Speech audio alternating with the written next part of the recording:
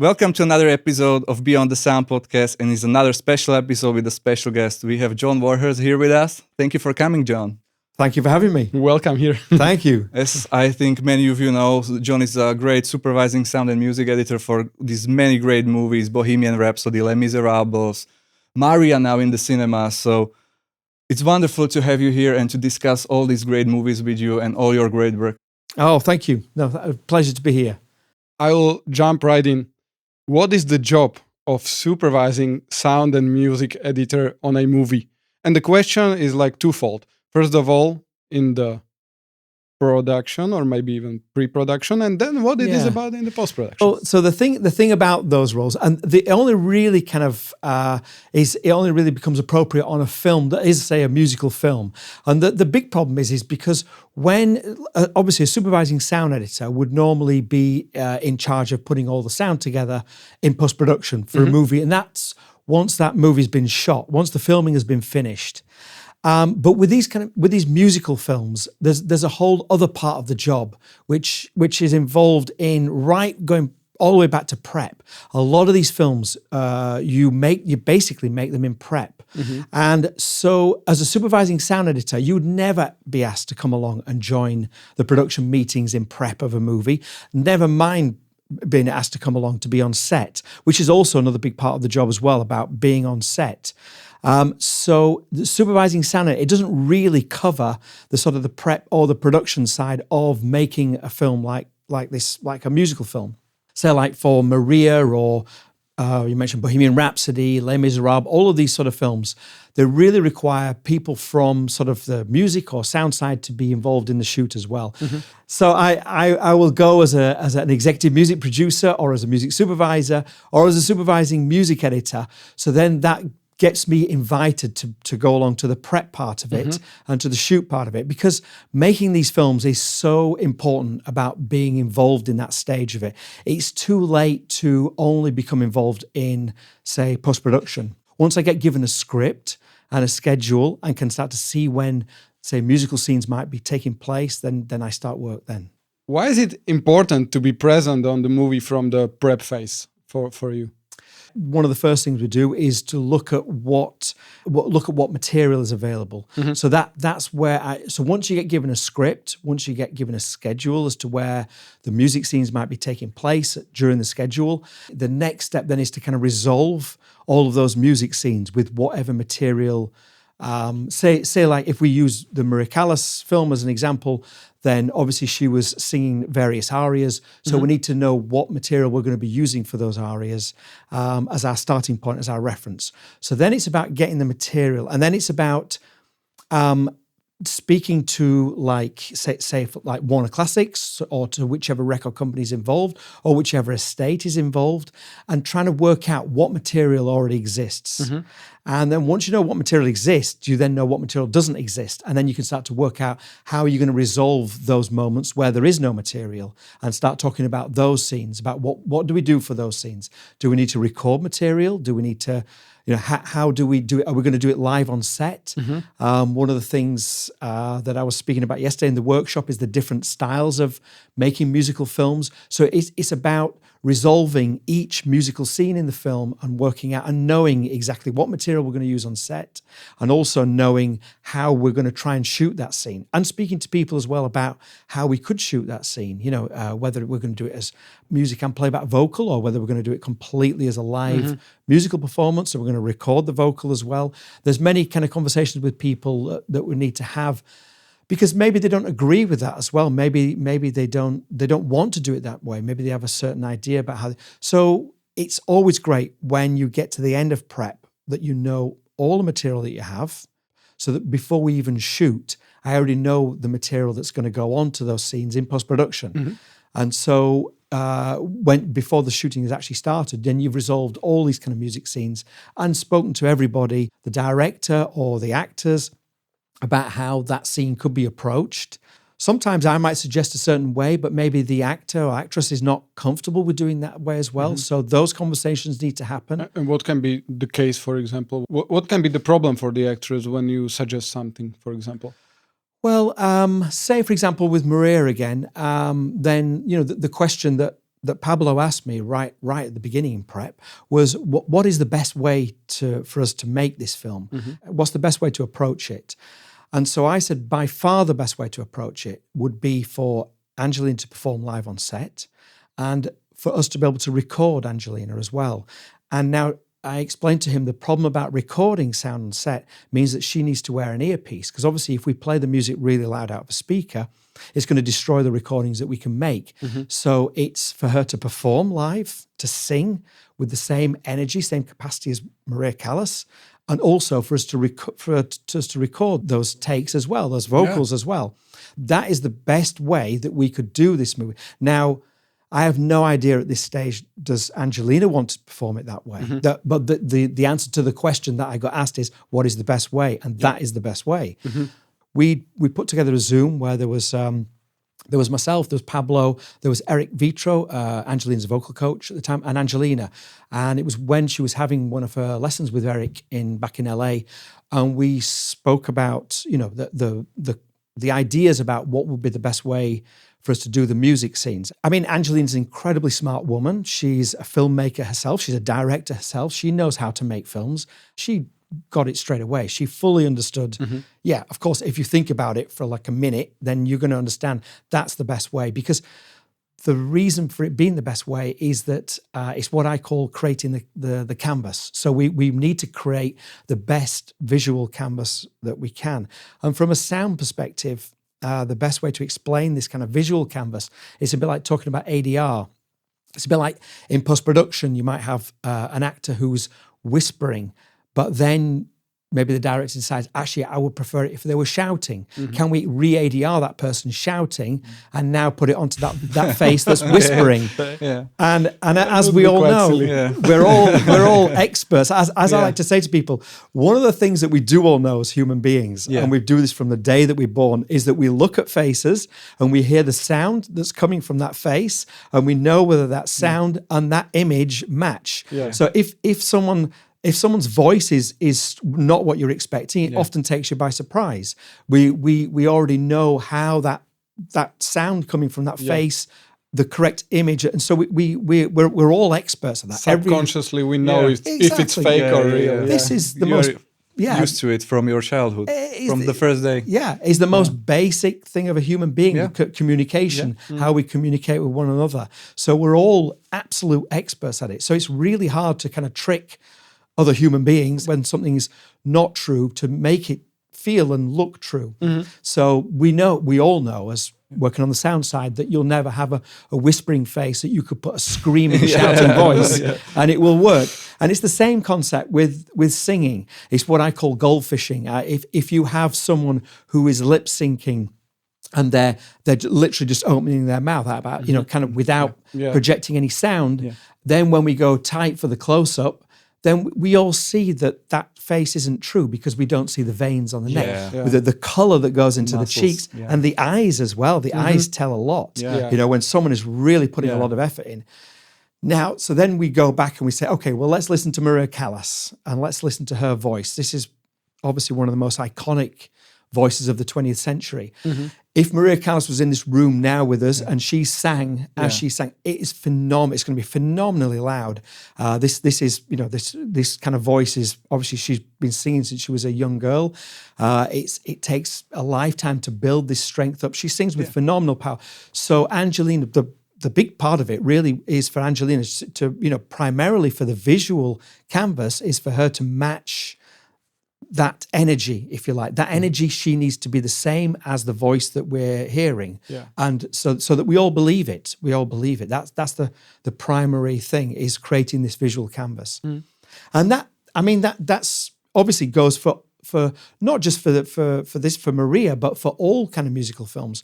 We all, not all of us, less people know how to play musical instruments, let's say.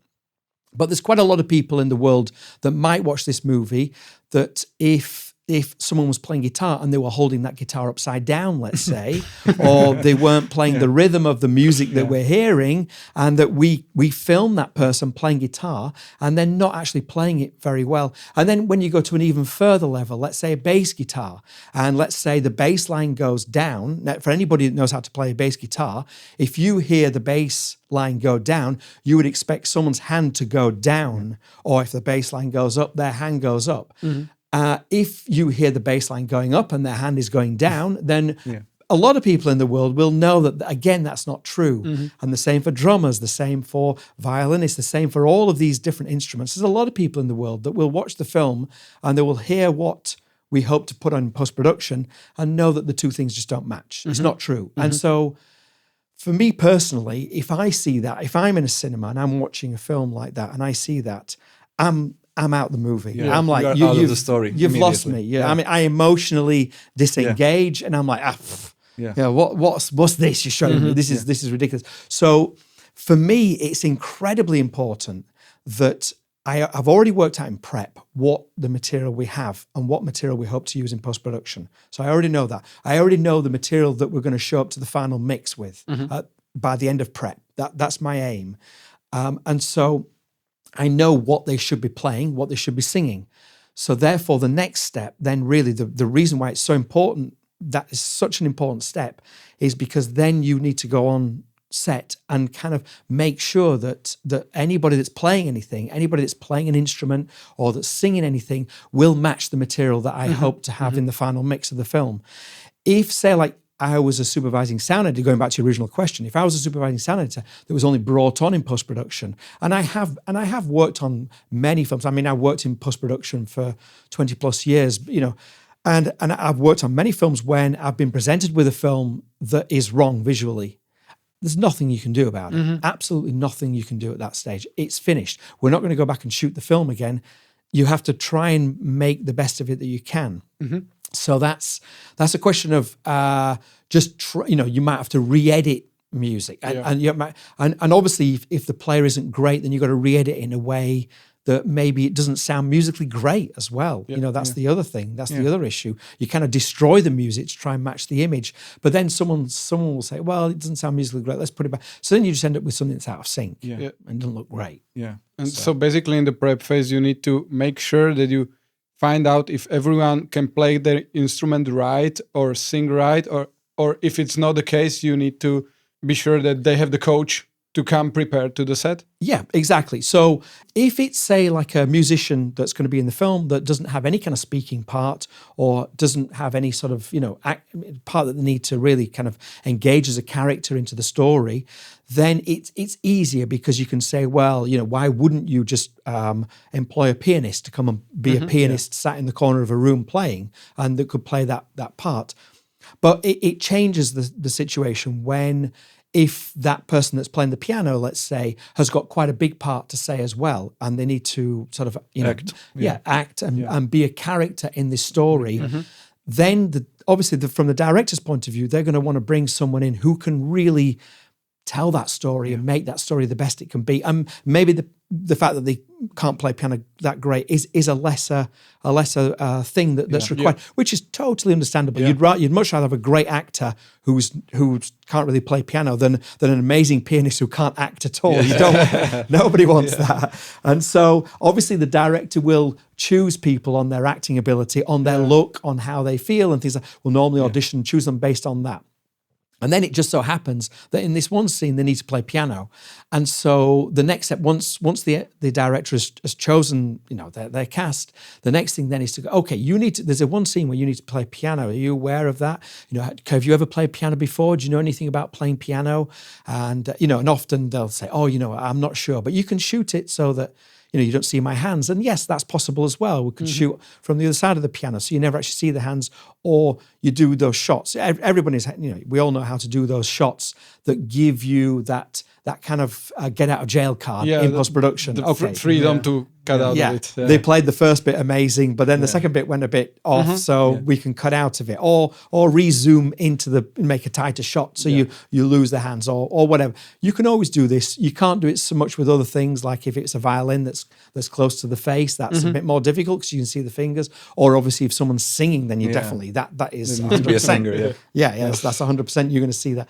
So then it's a question of finding out what their ability is, and if their ability is it could be helped, it could be better, then the next thing we'd do is okay, well, let's get a piano coach to start working with you to sort of work out what part and what is the part that they're going to play, by the way. What piano part are you going to play in this? So then we'd work out what the piano part was and their ability to be able to play it, get them immediately with a piano coach who could start teaching them. And there's always I've learned quite a few good techniques of how you can mime instruments, and I will normally sort of discuss with the coaches.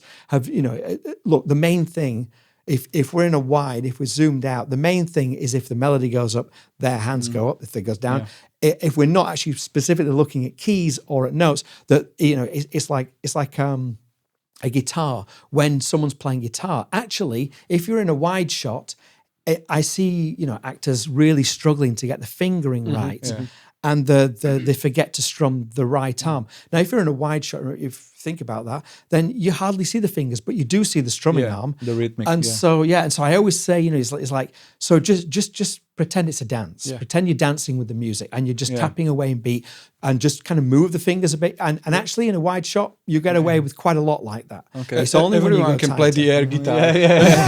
Everyone, hopefully, almost everyone. Most people have a sense of rhythm. You hope that they have, and so they can also. So actually, it's more important to give precedence to the brain for the right arm to keep the right arm, and then just sort of move you can't really see fingerings unless we were going to go very close. But even then, I mean, I've seen some great cinematographers work over the years where they've got some really, as long as the camera has movement on it and things like that, then you can get it. So again, it all leads into creating this visual canvas so that when we arrive in post-production, the editor starts to edit the film together, that they've got many different possibilities, and we know, at least I know that what we shot on set is going to be correct for the material that we want to mix, that you bring to the final mix of the film and use in the final mix. That's why if you don't get that stage right, you can't fix it in post-production. So when I'm hearing all this stuff, John, you have such a huge and complex skill set. So I'm really interested in the journey, because it's not only music, it's also sound, music, also about performance of the actors. So can you tell me a little bit of your life journey, like how you went through this? Because it's something really specific for me to see such a huge skill set. Yes, well, so I'll give you the basic sort of beat points throughout. So I mean, I always started off, very young, doing music. I always knew that I could hear harmony. When my sister used to sing in the choir, and I used to listen to her, and I could always, whenever she sang, I could always immediately sing a harmony. I could always hear all the harmony parts and things like that. So and so then I was always I always enjoyed music. I always loved music, and and enjoyed being part of it. I then from there, played the trumpet in an orchestra. And then when I became a teenager, I decided the trumpet wasn't cool enough. I wanted to play guitar. I wanted to play rock guitar, of course. When I was playing bands, I loved bands. I studied music. I went and did a music degree in orchestral composition and arrangement, because I loved, the idea of composing music, of creating music. At this time in my teenage, my perfect idea would have been to write and record albums that we could sell and then go on tour and things like that.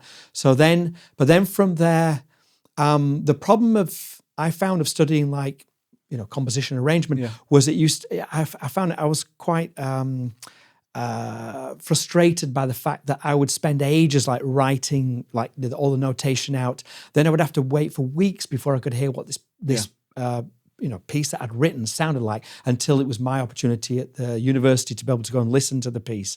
And so, but then when I started working more in the studio, I loved the idea that I could just work in the studio on my own, create the sounds that I wanted, use samples, do whatever. And as I would work through each day, I could hear exactly what it was sounding like. So I liked this idea. And that's how I ended up studying. I did like a master's in electroacoustic composition. Wow. But I was only ever thinking about the music industry. I only really, in my mind, it was all music at that point. The focus from the first point. Yeah. I mean, at that stage in my life, I always like to say to people, rather music, and it's very true, I had no idea that you even made films in the UK. Yeah. I thought they were all made in Hollywood. I didn't know anybody made any film. And I was living in the north of England, in Huddersfield, where I studied at Huddersfield University, and I literally had no idea about any sort of film industry. I'd never thought about those kind of things. And so when I finished studying, I picked up work working in the music industry, because that's what I wanted to. It was a great time where I sort of found myself in the industry when there was the real sort of changeover from the kind of magnetic era of recording into the digital era of recording. Not only the digital era of recording, obviously like digital tape, not even that, but like as in, using computer workstations to kind of be able, so you could edit and things like that. So this whole new era, if you like, it was right at that moment. So when I arrived in London in the music industry in that moment, there were a lot of engineers who were like amazing engineers who could like make like #1 hit records and knew how to make things sound great, but they couldn't even use a computer. They wouldn't even know how to use a computer.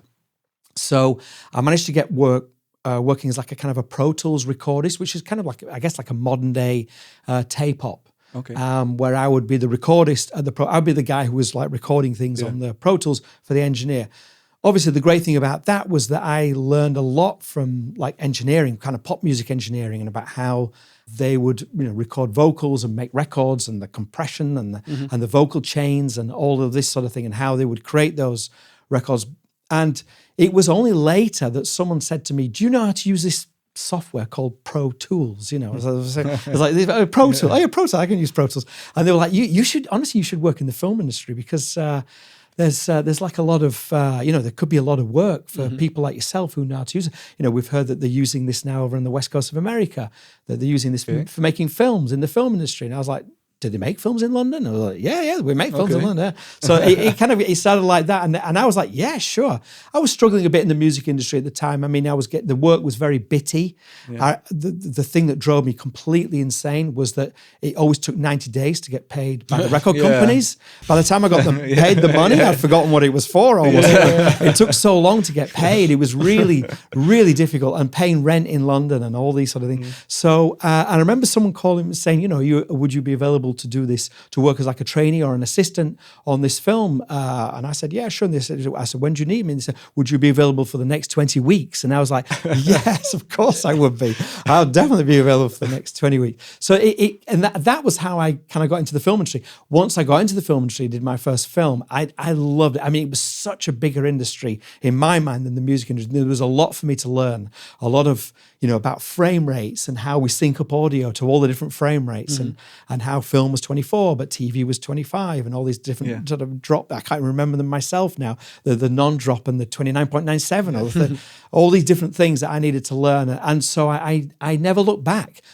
Because then I was getting jobs where they were employing me for 20 weeks. I was becoming less and less available to do these 2-day or 1-day jobs, working in the music industry. So that was, and I just never looked back from that point. And I started in the film industry doing sound as like a trainee and as an assistant sound editor.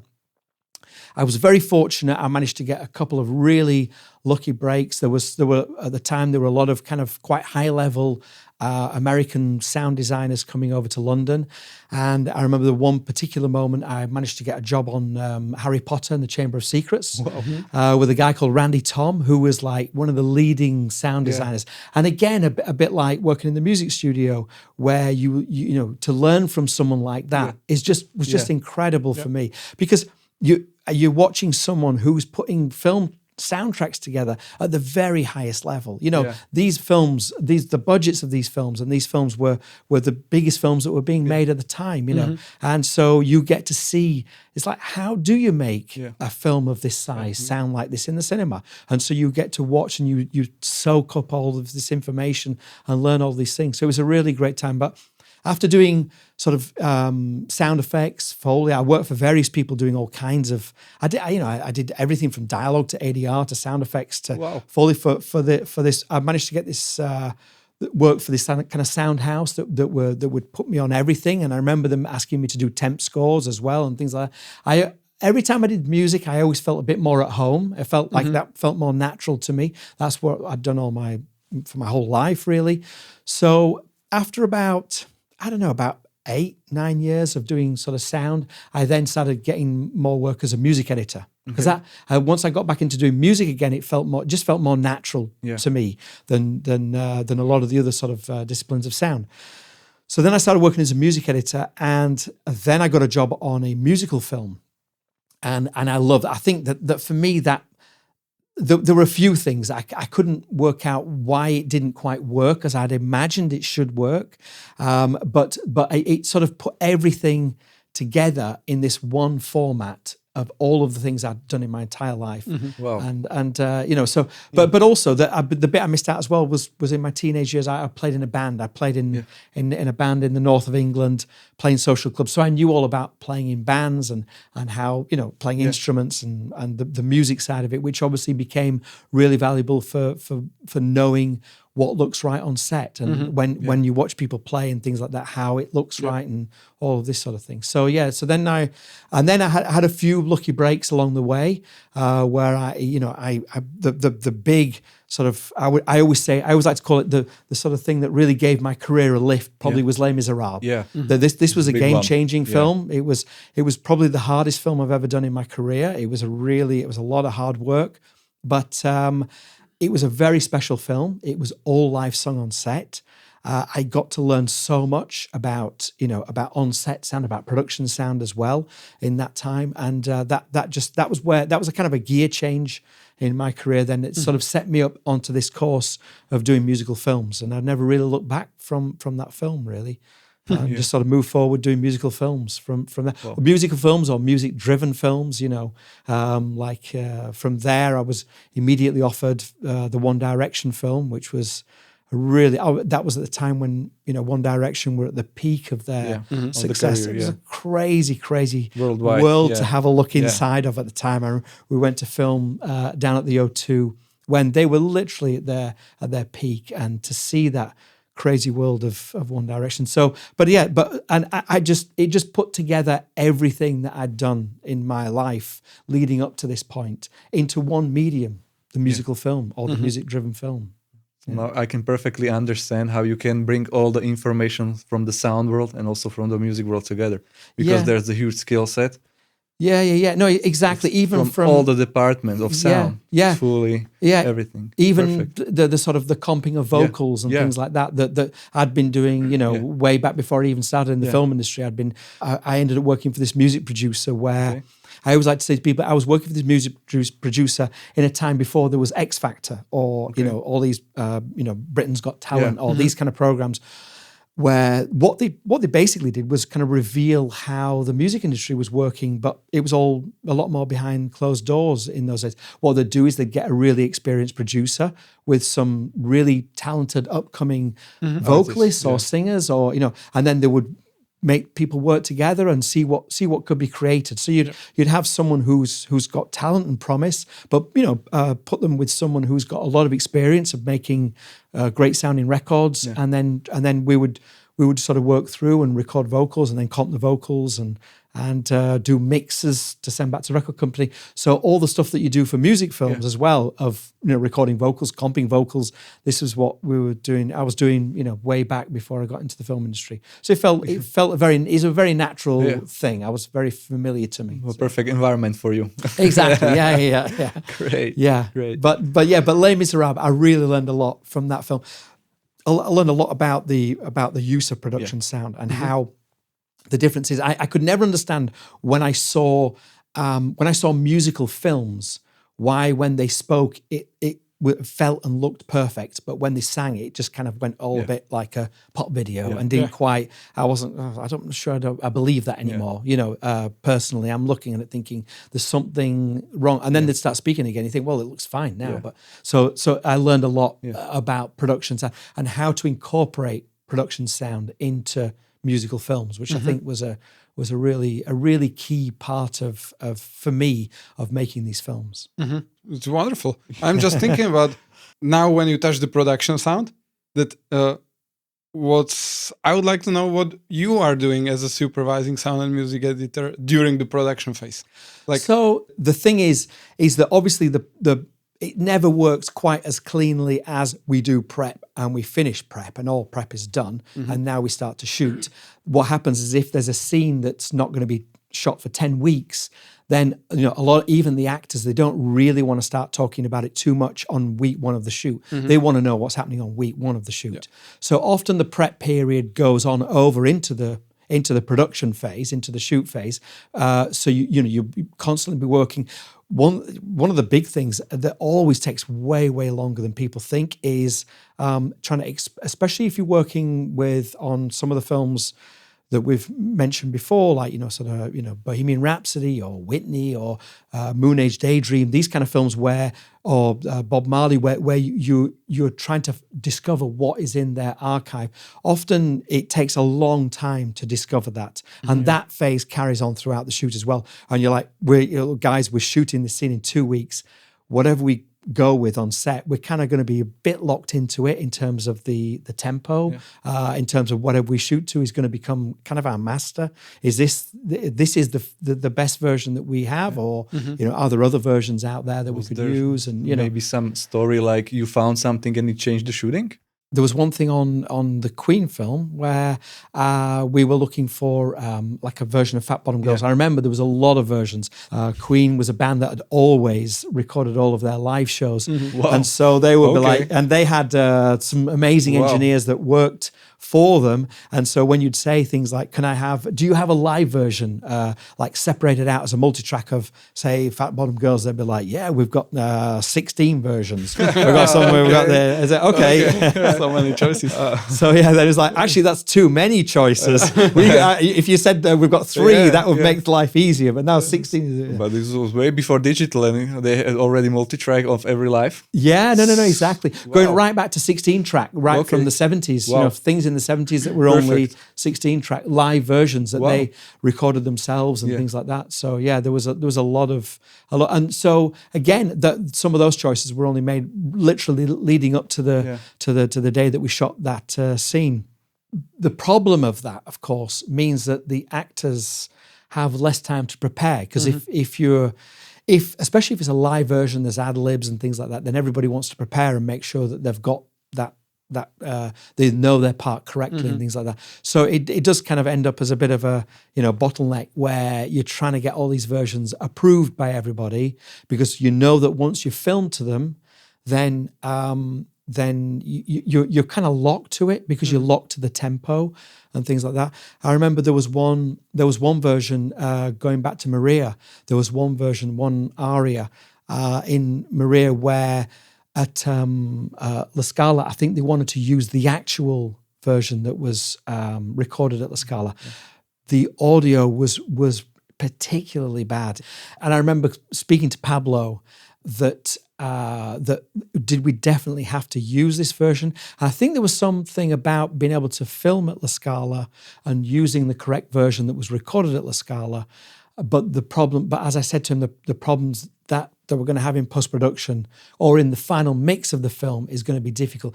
With that film already, it was already difficult enough, because we were dealing with recordings that were right back to, let's say if the late 40s was the beginning of the magnetic era of recording, like the very, very beginnings of the magnetic era of recording, then as you can imagine, the quality of those recordings. So there was a lot of work on the restoration of those recordings? Well, even the recordings as they existed now and were on the streaming platforms had already had a lot of work done to them to try and get them. And so then I realized then that it didn't give me much confidence that how much more restoration can we do to get them to be as good as we can get them. So I remember, so we changed the aria because for a better sounding version, because I was just so worried that about being able to make that sound not good enough, because obviously we're talking about Maria Callas's performance. I'm not talking about Maria Callas's performance. I'm talking about the quality of the audio, how that would sound within the context of a 2024 film. Yeah. So you're always trying to work these things out. And obviously on the day as well, you have to be there when these things are being shot, because there's always, a lot of directors work, and I totally understand this, when they get to the set, and then they have a little rehearsal at the start of the day, and they sort of feel out the space. And you might think that the way you wanted to do it was a certain way, but now we're all actually on the set and in the space and doing this. It doesn't feel quite right, and they want to change something and they want to do it a different way. That happens a lot, I think, I'd say, with a lot of filmmaking. I know you've been on, doing a lot of production sound as well, and you see that quite, where you might actually just want to adjust things slightly, just to make it feel a bit better. And so that can sometimes, those changes can obviously have an impact on the music as well. So you need to be there just to make sure that that when the changes are made, that they'll still align correctly for post-production. If you are on the set, the prep is going to the shooting. Is it also in some other way beneficial for maybe the post-production process to be on the set? And one of the main things for me about being on set as well is there's so many things happen on set, and so many opportunities that you get given that presented them to you, that that you need to make the most of that opportunity and to get it what you can. A great example of that is, say, something we spoke quite a lot about when we finished Bohemian Rhapsody, was when we shot Live Aid, for like 2 weeks of Live Aid, we had 500 plus people on set every single day as the crowd, because from a visual effects point of view, they need the front rows to be real. The front rows are real, and then as you go further back, it all turns into visual effects crowd. That's often the way that they shoot these things. But you still need a decent amount. I mean, obviously the Live Aid stage is huge, so you need a decent amount of people to be able to kind of cover the front rows of the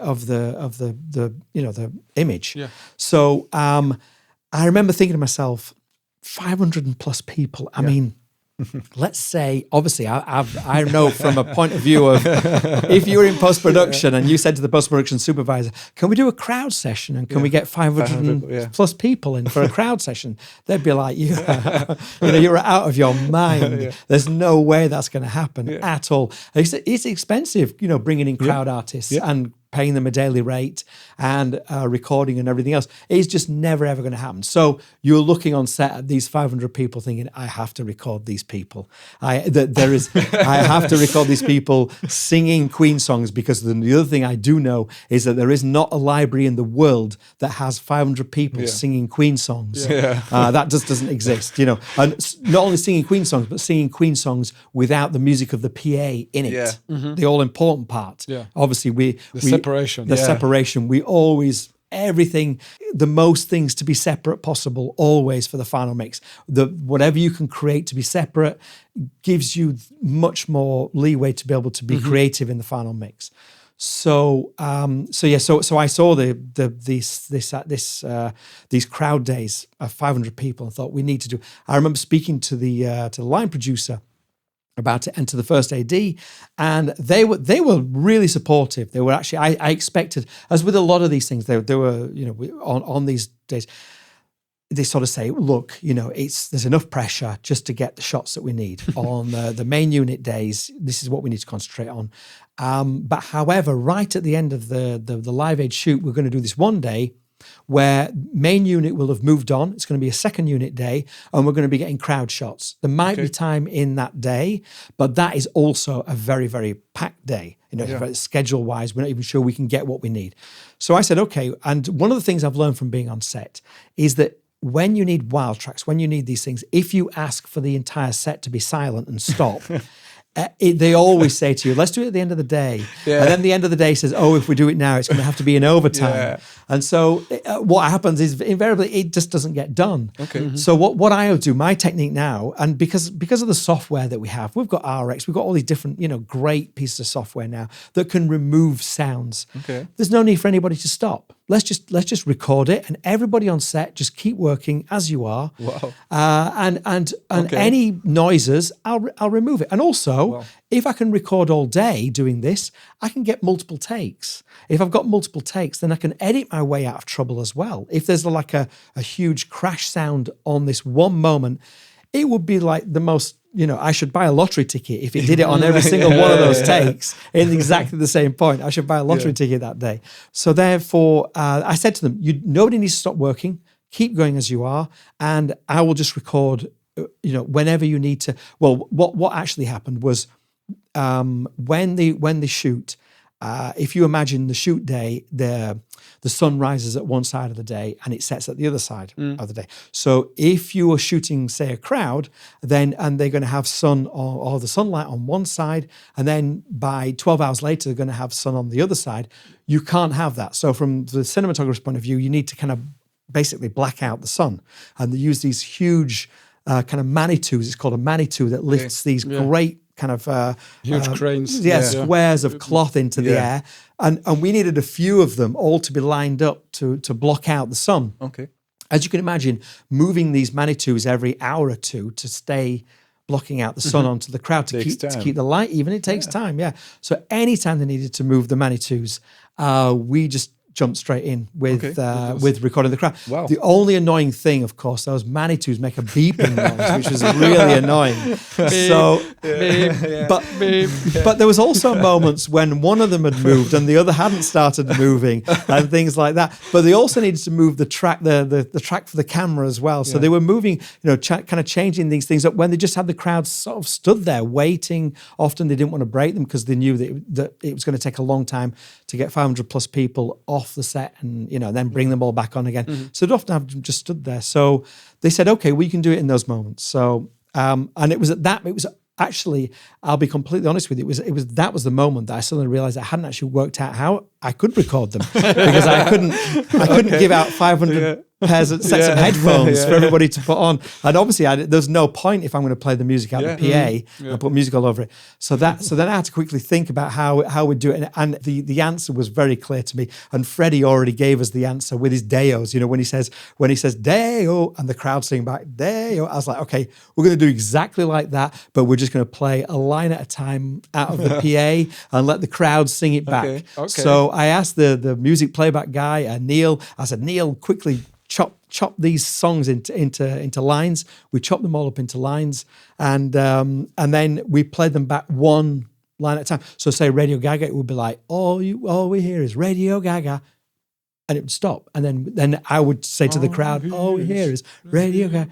I mean, they did often sing the next line, and I had to explain to them. It was the first thing that popped to my head, and I will continue. It's like, no. We're going to end up with half a song because we'll only have the other line, every other line be out the PA. So I said, no, you need to sing the line you've just heard from the PA. And I remember them all complaining about, well, we don't know the words. I was like, that's perfect. We want a crowd. I was like, just make up the lyrics. Just be a noisy crowd. Don't sing the perfect lyrics. Just sing it. Just make up the words. Sing along. Yeah. Be like a crowd. Pretend you've had a few cans of lager and you're having a great time. Even more natural. Yeah, exactly. Or a concert. Yeah. Totally. That's what you need. You need a crowd. Yeah. You need it to sound like a crowd. Yeah. So that's the most important thing, really, is that it sounds like a crowd. Yeah. And if they sing it too perfectly, it starts to sound like a choir, and we don't want that. So and I managed to get 3 times. Live Aid is 18 minutes long. I managed throughout the entire shoot day to get 3 times with 500 people through the entire set of Live Aid. Wow. So that gave me a crowd of 1,500 people as the sort of base layer to be able to rebuild Wembley Stadium from that crowd. That's perfect. So that was a real bonus. I would never have been able to get that in post-production. So that really gave us a good start for the sound of the Wembley Stadium. Yeah. And what was the reaction of the people when you told them that you will be recording this? So it was the extras. yeah, I think. I mean, I remember on that day it was a really long day for all of those. And, Okay. and actually, one of the good things about the singing is rather than just standing or sitting around, Waiting for the Manitus. waiting for the Manitus to move over and everything else to be ready and the cameras to be reset, was that it kept the energy up. Okay. Because they actually quite enjoyed it. I told them to jump up and down, and we all had a bit of fun. There was a bit of energy. Okay. I got a bit of movement in it as well, and actually they quite enjoyed those. Okay. Apart from towards the end of the day, I remember a few of them at the front. Sort of, so they would put their hands up, and I'd say, "Yeah," and they say, "How much longer are we going to go for today?" and I would say, the honest answer, I don't know. We'll go until we're finished, I think, even if we have to go into overtime. Then. I think it was also beneficial for the visual department and the camera that the people were not like waiting for 30 minutes and then go into the vibe. Yeah, so they exactly. were still Exactly. It kept everyone's energy up. You know, so it kept was up. great for the whole shooting. Yeah, exactly. And then when we got back to post-production, we just needed to edit our way out of the beeps or the bangs or noises and things like that. And you know what? It was great. It was absolutely fine. And nobody stopped working on set, which was the main thing for the production because they didn't have time for that. And so, but we managed to get great recordings and and the set ran as it was going to run anyway without us sort of having to take a big chunk of time out of the day, which I think the answer would have been no if I'd have pushed to take it. Yeah. You know, I need an hour to record everybody. They've been like, I think that's the usual thing that we are going for, that we will tell that we need it silent and we need it for us. And it's never possible because they are there for the visuals and they will say, we can do the sound in post-production. So, yeah, no, exactly. So this is a perfect idea. I've had that as well. And now my answer is always, you know, and obviously this is something you kind of get together with a production sound mixer on, you know, you speak about it. And often a lot of production sound mixers I work with, they'll always say, oh, yeah, no, but we need to ask the set to be quiet. And I'll always say, no, we don't. Don't worry about that. We've got, all right. I was like, if we can get something that 70% is great, that's 70% more than 0%. Because if they don't let us do it, we've got 0%. Yeah. So something, I can work with something. I can't work with nothing. So let's just try and get something, you know, try and get whatever we can. Maybe it will be just a layer and then you will add another layer, but you have the grounding. Yeah, exactly. Yeah, exactly. Yeah. So I'm always looking out for any opportunities. And that can also be for other things that are on set as well. Like I was explaining yesterday in the workshop about how there's many things that maybe you know, the production sound mixer, it's not possible for them to record in a particular way because you can't have the microphones in shot. You know, one of the biggest art of being a production sound mixer is how you hide those microphones, right? Yeah. That's a huge part of it, is being really creative with how you hide those microphones. I've seen some, you know, brilliant things about hiding them, you know, in a certain place. Did you know that there's a little capsule around the back? Oh wow, that's brilliant. So when they come over here, I can get them in this moment. And you think that's amazing, you know, how you do that. But obviously, sometimes you want to record things. I remember, say, in the recording studios, then we'd hide a lot of really old equipment, like multitracks, reel to reel, and things like that. It was like, it'd be great to record this, but record it properly with a mic, you know, kind of boom mic over the top. So when main unit moves off again, then, you know, you try and sort of put something together with a production sound mixer of is there any way we could just get like a little pack and a boom mic and let's go and record all this equipment, all the reels, the tape reels speeding up and slowing down.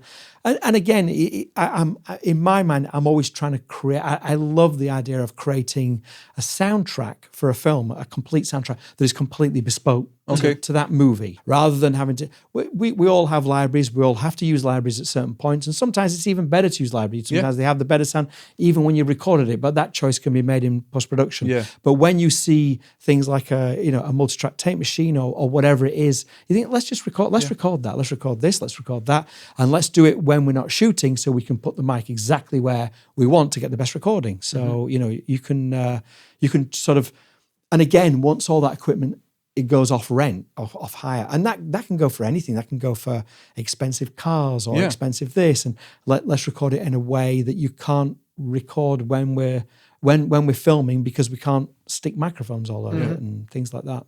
So I think it's a perfect advice to not to wait for your opportunity, but to find your opportunity during the time when the crew is working. Yeah. No, exactly. To find the space. Exactly. Now, I think it would be easy on set to kind of sit back and just go away and have a cup of coffee and not say anything and things like that. But always on set, you've always got to be kind of like, forward leaning and front. Proactive. Yeah. Proactive, exactly. You've got to be really sort of proactive about these things. And, I know from experience as well, I can admit that there's some things, I'll be sat in post-production thinking, I wish we'd have recorded that when we had it there. We should have, right now I'm thinking we should have got that. Okay. But I remember that day, I was feeling a bit tired that day and I didn't bother, Yeah. And so then I always remember now, I always remind myself when I'm on set, but you remember, but when you get to post-production, you're going to regret that decision, And that can go for anything from like getting like vocals from actors and things like that. I'm always looking to build this toolkit. One time we were making a film down in Sicily, a film called Cyrano, which was like a musical film with Joe Wright directing, and there were many sort of like duets and trios and things like that, and with multiple voices. And if people were singing on top of each other, then you always try and get the other, the other one in the moment. Again, maybe off to the side of the set or something, or try and that if you don't get those vocals separate, it means that if you want to work with them at all in post-production, it's not as easy to be able to do that unless you have them separate. Sometimes I normally don't say anything until the scene is shot, because often the way that films get shot, it kind of takes care of itself and you don't need to say it. Like, say, for example, if you think, I'd love to have that person there solo, but then without you saying anything, the director goes and does a close-up of that person. Then you realize that nobody behind the camera needs to be singing at all. And actually what you can do is just play back the other people's vocals into their ear, and then you can just record that person's solo. That's a great thing. And then you've got that vocal solo. So it's a question of working out those things as well. And actually you find that the shoot day goes along, you never had to say a word, and you've got everything you needed. And that's a great scenario. But then obviously you're always keeping in mind about the things that you have and what you don't have. Yeah. And honestly, a great production sound mixers are always all over that stuff anyway. So yeah.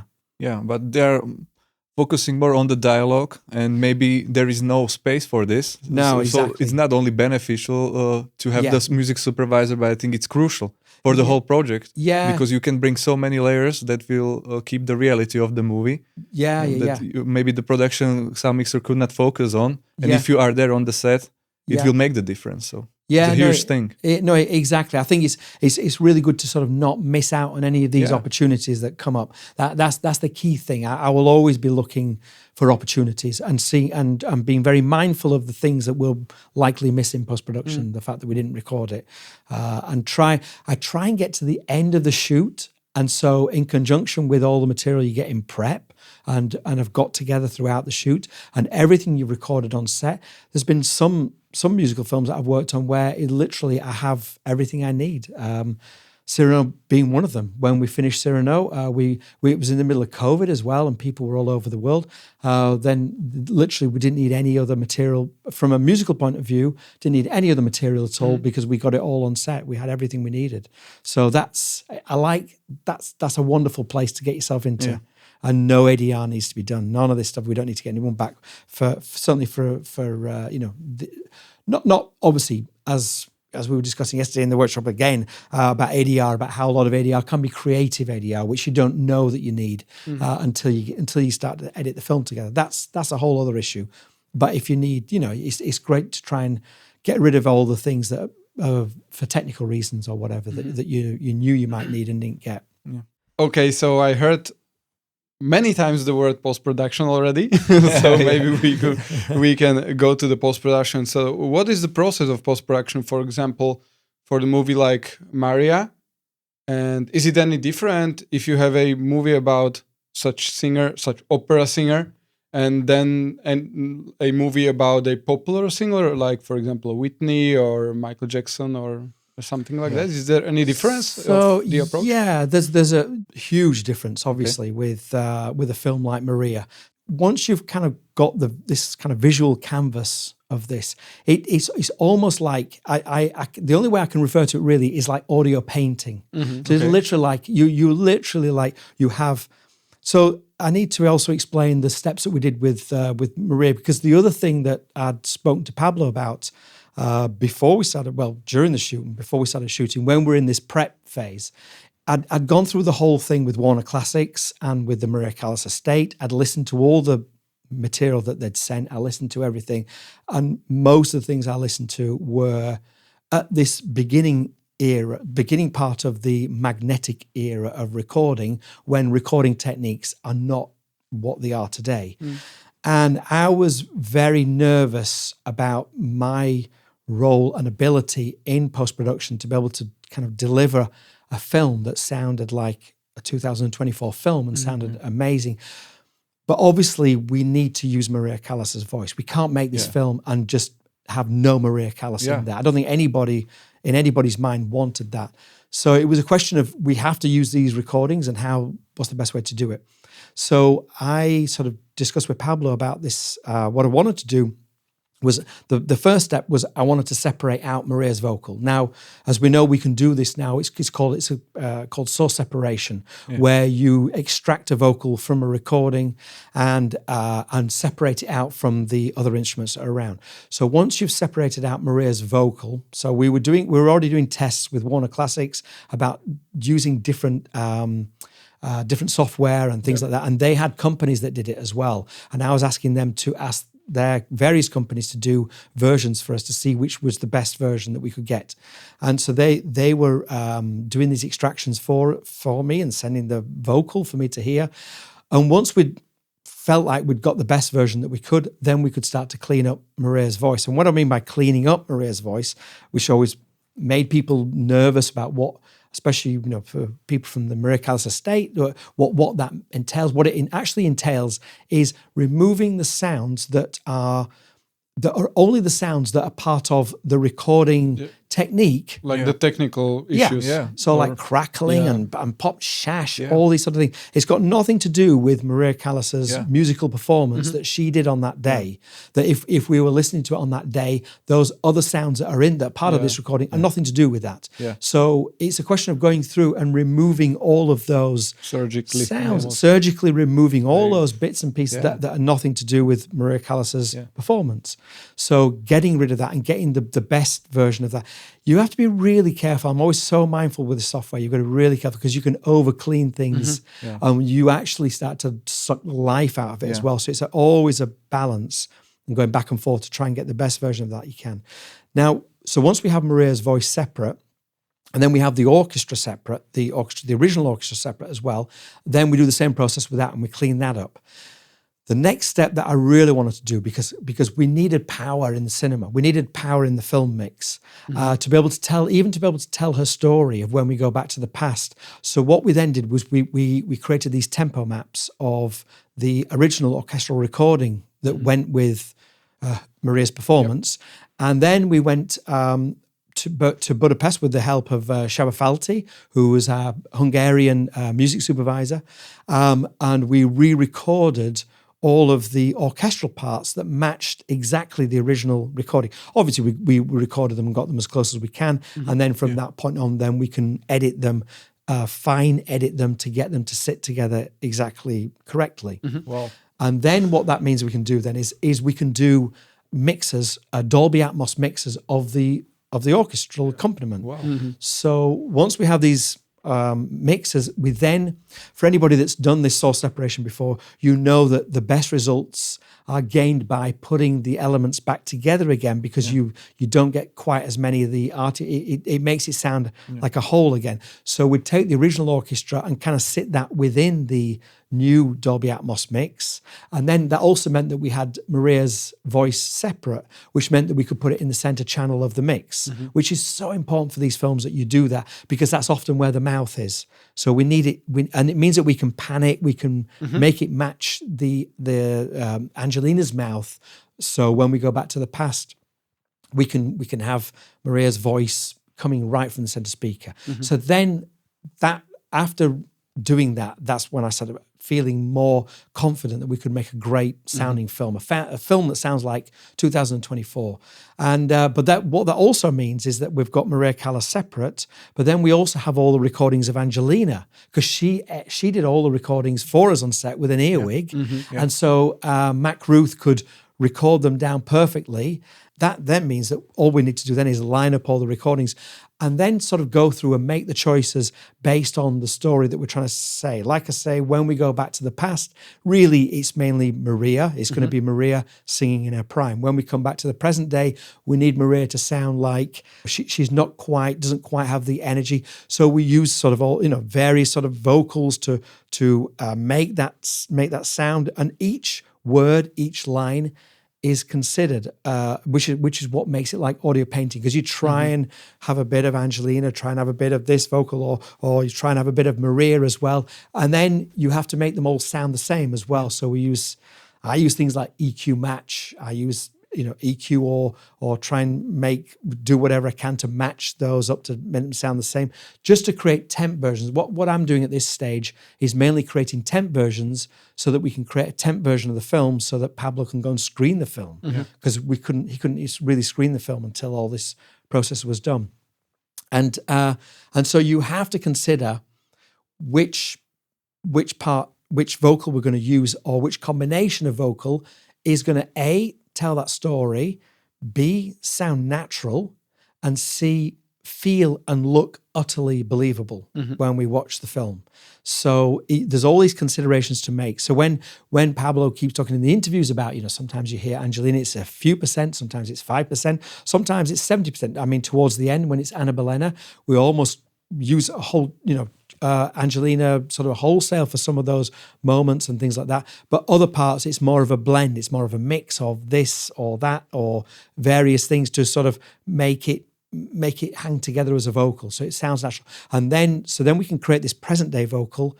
Then when we cut to the past, I still use some of Angelina, actually even on the past vocal as well, because again, but it was more Angelina's physical presence. It was more her breaths and things like that that went in and out of Maria to really. It's what I call the glue. That's how we glued the vocal to the face, so that when we go to the Maria in the past, when we just want to hear Maria Callas doing her thing, in her prime, then we hear that. But it also then still feels believable, because we're still using all those recordings we got from Angelina. We're still absolutely fantastic, because it means that we can make Maria Callas sounding brilliant on Angelina's face look and sound and feel completely real. Every breath is recorded, and it is the little pieces that make it so believable. Yeah, because, no, it's exactly. every little thing. It's from the set, and then the Maria Callas recording. Exactly, and the combination makes it like, if you're looking on it, as you said before, it was the original recording, and then it was a playback, and now it's a perfect thing together. Exactly, and that's the kind of the first steps of say on Maria. That was the first steps of post-production. Really was to figure out all of those things, figure out the vocal, the music, and things like that. Because you can play a film roughly without a lot of the other parts of the sound design in place and things like that. You can start to screen the film, but the most important thing, really, when you screen, especially when you screen that film, is that people aren't totally bumped out by something that's not believable at all. It's just like, it just sounds and looks ridiculous. So before Pablo could even screen it, I needed to create these temps, like the temp versions of all the arias and things like that, to be able to do that. That sounds like a huge task. Well, there was some back and forth, and there was some things that weren't quite right, and then you go, as is always the way. I always say to people, look, what goes into the movie is rarely version one. It's more of a sculpting thing. You're constantly sculpting, constantly being. I'm always so critical of my own work, and I always invite everybody around me to be utterly critical of my work as well, and then that allows me then to be utterly critical about their work too. I like to always work like a team like that, and I always like to really make everybody feel as though we can all criticize each other's work, nicely and positively, but but as a team we can make this the best it can be. I'm a huge believer of this idea of incremental percentages. I think it's such a great concept, and I think it came from the guy who managed the Sky team, the cycling Sky. This idea about how you would make a sports team get better and better. And you can apply it to anything in life. This idea of the advantage of incremental percentage gains, and if something is 0.1% better to do it this way, then we do it. We don't leave it on the table. Okay. We're going to take it. We'll take that. We take this, and that's 0.3%. But what that adds up to, what that means is that most people will make a soundtrack that sounds like 87%, but through this incremental gains, you can get it up to 93%, whereas everybody else left it on the table and left it at 87%. We're pushing forwards and trying to get the 0.1% to make 93%. So it's always this idea, always this concept, and it's exhausting because you don't allow yourself to ever be satisfied or to leave things on the table. As in you knew it maybe was better, but you didn't bother to do it. If you think it might be any kind of a gain, then you try and take it and use it to your advantage. If you are coming to a project as a supervising sound and music editor, what is your team? Can you tell us further on this topic? So say on most of the films, I'll often, on a lot of these films, I've worked with a colleague of mine called Nina Hartstone. She's phenomenal dialogue, ADR, crowd type person. That's her background, and so we often will supervise these films together. On Maria, I was on my own with this, with a different team because the team was based in Berlin. We did all the sound in Berlin, so that was a much smaller team on Maria. But say on some of the bigger films like Bohemian Rhapsody, like the Whitney film, often these films are much more kind of music, vocal dialogue, crowd type led with small parts of sound design and things like that. I have a regular team. I maybe have like one person doing some sort of sound design, one person doing sound effects, like someone, a couple of people doing dialogue, or maybe an extra person doing crowd, a music editor. So it's normally a team of about 7 or 8 people. In total. And then obviously if the workflow gets much greater, you can bring in people for a few weeks here and there to do certain things. I remember certainly on Bohemian Rhapsody, there was they had this app called putmeinbohemian.com where they wanted everybody to sing into the app. Bohemian Rhapsody. And it was great. It was a brilliant idea because then we could add it to the crowd of Live Aid. But the only problem was that they approached me, the marketing of 20th Century Fox, they approached me and said, John, if we create this app and we have all these people singing Bohemian Rhapsody, could you incorporate that into the sound? I said, yeah, sure. I was like, how many people are you talking about here? And they were like, I don't know, it could be like hundreds of thousands. I was like, that's a lot of work. And I was like, okay, of course we can, but I just need to put another little side budget together for that and bring someone in specifically just to do that work. And so that, because in my head, I've already got the crew is already taken up doing the work that we need to do. That's extra. So, things like that, you're going to, bring someone else in to help edit all that material together. And if the schedule changes, then, or whatever, then we might increase in size. But certainly it's always have, a music editor, a couple of sound effects, 2 or 3 dialogue, crowd ADR people, and an assistant. Try and bring in a trainee if we can as well. That's getting a little bit harder now with COVID because everybody works from home. And everybody's working from home and everybody kind of has their thing going at home, and they often don't always work all the same hours. And so then it's like, well, where's the trainee? Whose home is the trainee going to go to, So then maybe, we're trying to bring the trainee towards the final mix time when we're all in the final mix.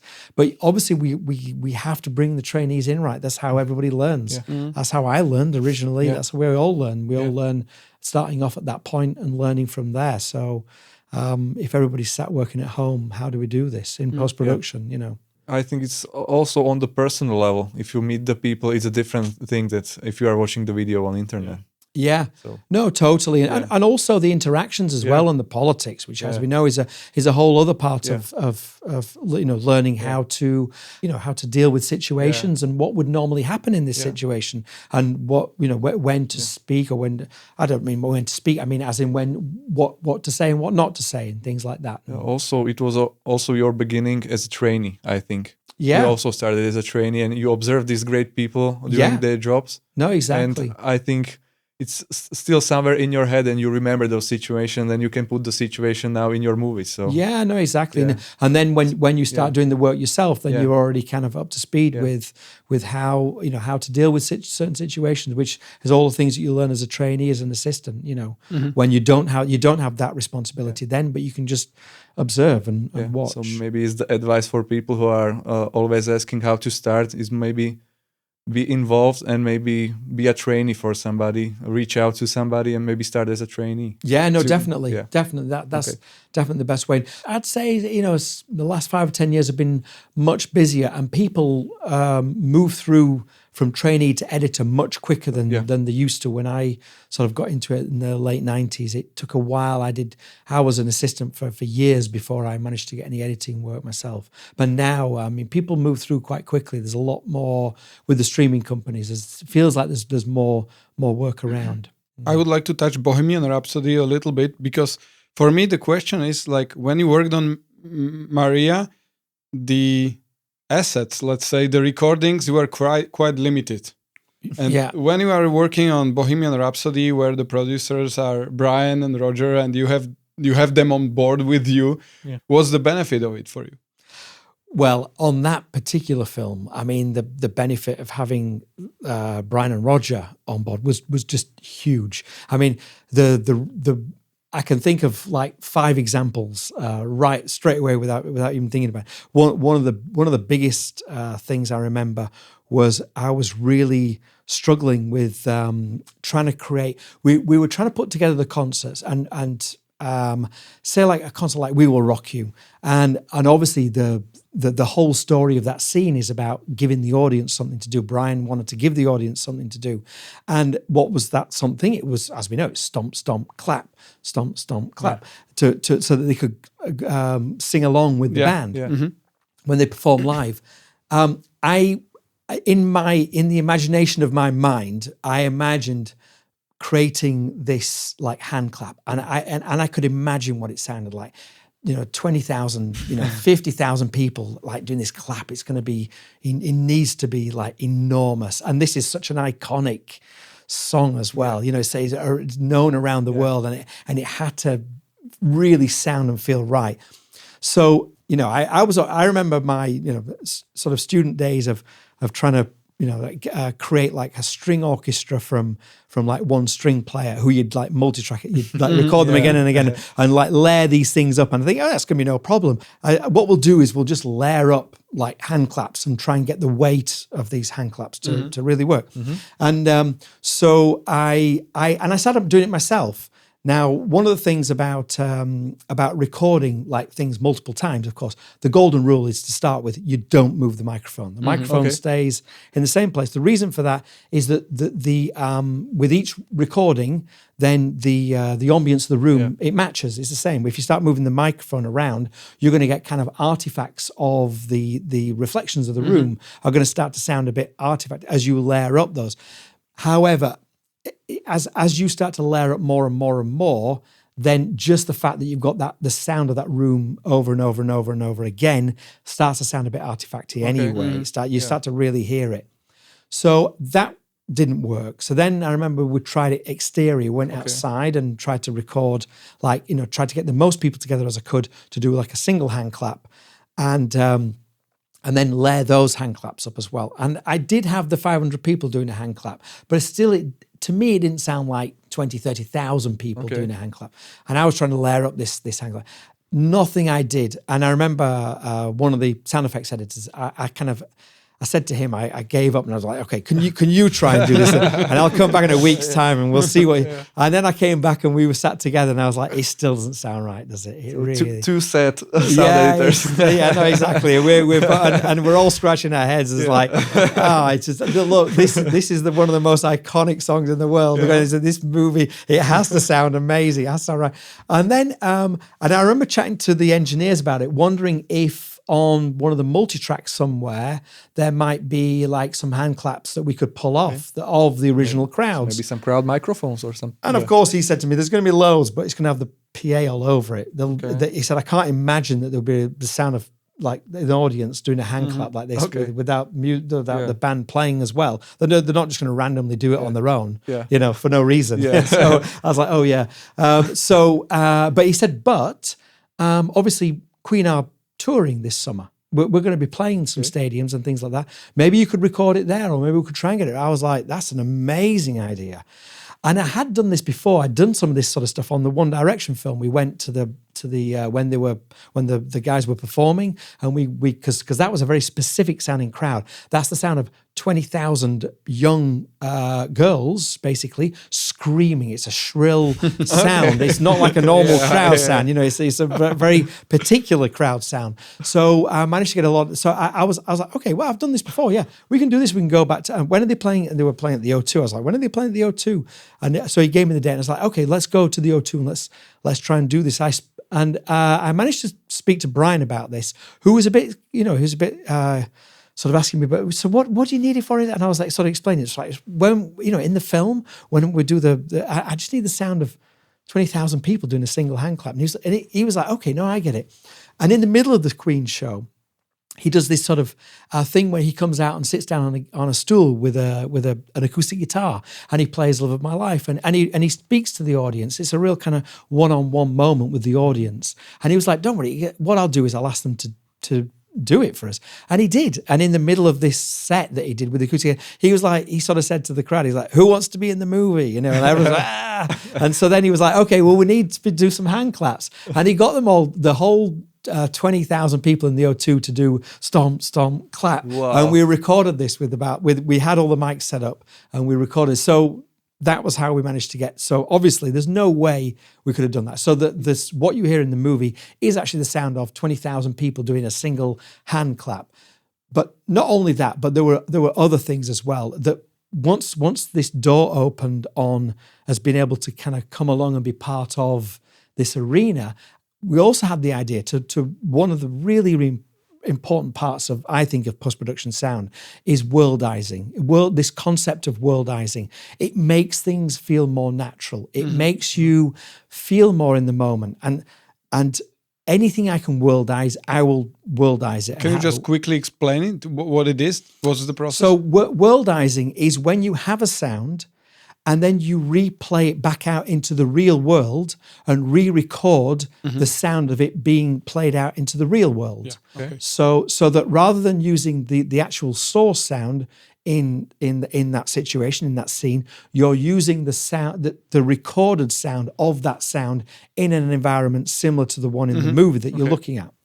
So that, as you can imagine, with the concerts, what we wanted to do, and this was something that Paul Massey had brought up, this idea about worldizing concerts and things like that. So I was like, this is the perfect situation where we can worldize the concerts. So again, using my on-set technique, because I said, could we play back all of the live music out of the PA in the O2 in the afternoon before the concert starts, and at concert level volumes, and we'll re-record it all back down again? And they were like, yeah, John, we need to set up for a show that evening. He's like, how long is this going to take? I was like, 2 hours. And they were like, yeah, you need to set up. And I said, it did my usual trick of nobody needs to stop working. Okay. Just everybody carry on working. The only problem is you might need to put some earplugs in because it's going to get loud. It's going to be we want to play back at console level. So eventually they're like, well, as long as we can keep working, then yeah, sure, you can do it. And I was like, it's going to get loud. And so we played back. We used Queen's PA to play back all of the material that was all the concerts. Yeah, at full concert level in the O2, and re-recorded it all back down to kind of worldize all the concerts. So it was fantastic. And yes, there were times when people were like, opening roller shutter doors, and it was like making a whole racket. We just press stop, waited for the roller shutter door to go backwards, and then just replay that part again. Then obviously once you get back to the cutting room, you just edit it all back together. So we had these sort of 28 microphones that were, because Queen were recording their show, they were filming and recording their show the night that we were doing this. So we just used all their microphones that they'd put up into the ceiling of the O2, that they'd put in the stands, that they'd put near the stage. So we had all these different perspectives of the whole of the O2 that we could use in the final mix of the film, which gave us that on the framing, on the camera angle. Exactly. So whenever, and obviously the great thing with that film is that we're seeing Live Aid in a way that nobody had seen it before, because the camera was flying around the stadium. Yeah. So it was like your face was stuck on the front of the camera, and seeing and hearing it in a way that nobody's ever seen or heard it before. Not even Queen, who were playing it, or anybody in the audience that was there that day, has seen this version of Live Aid done in this kind of immersive way. That was always the idea for this scene, was that we would do it in an immersive way that nobody's ever seen or heard like that before. And by having all of these, by rebuilding the crowd separately, by having all of the environment, the kind of worldized sound, the ambience of the stadium separate, by having the music separate and a multi-track of the music with all the instruments separate, it meant that we could create this, sort of design this immersive world. So that means that if you're at the back of the stadium, you go down across the crowds, you go up onto the stage, you go past the guitar, you look at the guitar comes up in volume as you look at it, the drums come up in volume, we look at the drums, we turn back round, we look at the crowd lifts up. And so it means that you have all these different elements where you can really, and actually it goes even deeper than that, because we did like 3 different layers of crowds. We had like a big crowd, a medium crowd. We shot loop group out like 40 people down at Shepperton Studios, so that whenever the camera went down into the crowd, then all the people around you would lift out of this bigger sounding crowd. And then when you see even the crowd people, we would do like solo voices for them as well, so that you had this ability to be able to move things in waves throughout the whole of the end scene of Live Aid, which made it a completely immersive scene, which was perfect for a format like Dolby Atmos. So we can enjoy it really in the cinema. No, exactly. Great. Yeah.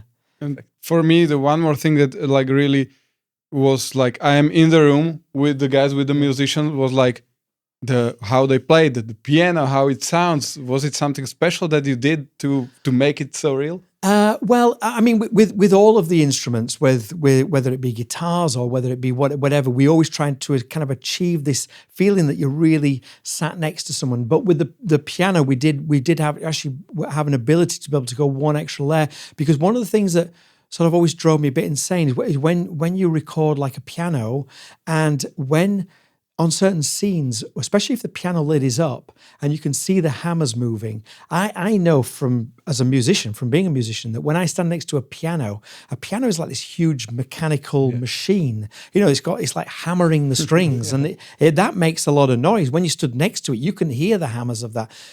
I always was fascinated by this sound as much as the piano itself. You want to feel the presence of the piano. So when we were recording for because the other thing about the pianos as well was that I wanted each piano to have its own character, because obviously we track Freddie from being in his apartment when he has a very kind of broken upright piano where he starts to write Bohemian Rhapsody on, when we go to the farmhouse, and there's a really kind of, it's the farmer's baby grand piano. It's not like a tuned perfect piano. It's a piano that just sits more like as an ornament in a room, you know. So that doesn't sound so great. Right through to studio pianos where we got, so it was important that all the pianos had a different character.